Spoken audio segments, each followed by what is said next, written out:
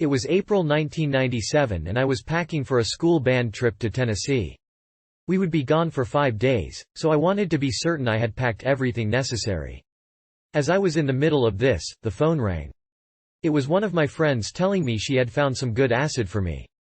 As my parents were at home, she couldn't bring it to the house, and I was leaving in the morning at 6:30, so I told her I would put the $15 in an envelope and throw it out into my front yard.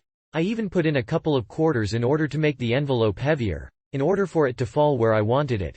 So, I opened my second-story window and threw it down. My friend came by, picked up the money and taped the cellophane which enclosed the dipped paper into the inside of my mailbox. Upon rising in the early morning hours, I took my suitcases down to the driveway before my parents could follow me and quickly extracted the package from its hiding place. I had 3 hits in my possession now. I was so anxious. When would I take them? On the road trip? When I got back? On top of all this, it would be my first trip. What amazing experiences I was expecting. I accidentally lost one of the squares of paper, though, when I was cutting along the penciled lines which separated each hit. It somehow fell behind my dresser, but I had to leave, so I departed with my 2 hits. I got on the bus for the long ride at about 7 o'clock that morning. It was extremely boring. I attempted to listen to some music on my headphones and do some schoolwork, but nothing of interest came to me. Then, I remembered that I had the acid. Wow, I thought, that's something to do. Something extraordinarily stupid, but I didn't realize it at the time. So, not actually realizing how incapacitated I was about to become, I placed one of the squares onto my tongue. By this time, it was about 9 o'clock. Although I was aware of the effects of LSD, anyone who has ever tried it knows that there is no way to tell someone inexperienced exactly what to expect. I waited for about 30 minutes and, not feeling anything yet, decided to take the other hit. By 10 a.m., I was hit with the most utterly fantastic experience that I could never even imagine. Each of my friends was being seen for the very first time. My friend in the seat in front of me turned around and placed her oversized headphones on my ears for a minute. I explored every note touched in the song. I swam around on the sound waves. The music flowed straight through my mind. I was completely overwhelmed. Since all of my friends on the trip were completely anti-illegal anything, I was the only one who was aware of my situation. One friend inquired as to the strange state which my eyes were in, but I just said I didn't know, and continued to awake for what seemed like the first time ever. Every voice on the bus surrounded my mind. One would call out my name in slow motion while the other would echo an infinite number of times. I almost couldn't bear the liveliness around me. I felt as if I was essentially progressing forward, but at the same time, one stream of my consciousness was jetting into the future, while another was lurching behind in the past.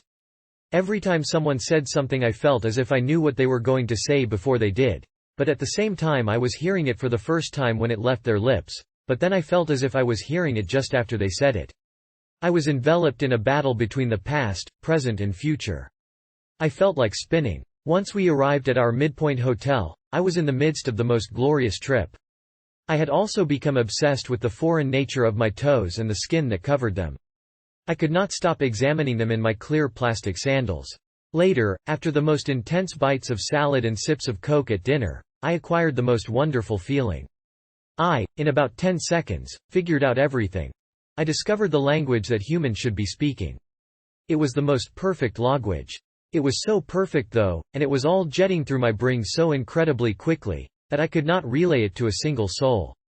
My thoughts were not compatible with any known words.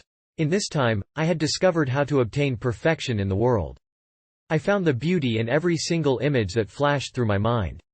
I realized the perfection in all life, which is normally viewed as just the opposite. I was so sure that I would be able to tell people of the most wonderful language when I came down.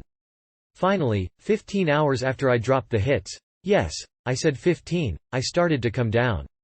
I was able to force myself to sleep and try to remember everything I had learned that day. Unfortunately, of course, when I woke up, the language and the perfection were gone. Every thought and insight that had seemed so intricate in the weaving of my existence had been pushed behind my consciousness. I could not retrieve it. Yet, from that day on, I have continued to find beauty in unexpected places and people. That day is still regarded as home to one of the most significant experiences of my life. Hopefully, it will never all fade away, and I will be able to look back and remember something about that utter perfection that I saw for that short time. and the most beautiful sounds from the perfect language that ran through my head.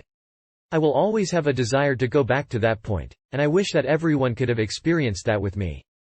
It was truly amazing, and I believe I will cherish it for the rest of my life.